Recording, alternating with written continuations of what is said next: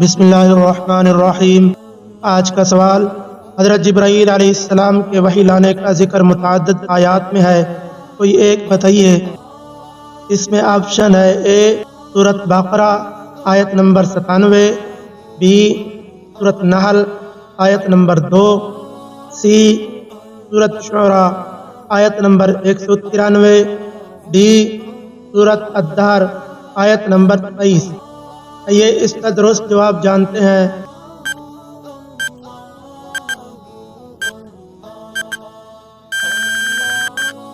اس کا درست جواب ہے سورۃ نحل آیت نمبر 2۔ کیا آپ یہ جانتے تھے؟ اپنی رائے کمنٹس میں بتائیں۔ مزید اسلامی معلومات کے لیے ساتھ رہیے، سیکھتے رہیے، دوسروں تک پہنچاتے رہیے اور قرآن سے جڑے رہیے۔ اگلے سوال میں ملاقات ہوگی انشاءاللہ۔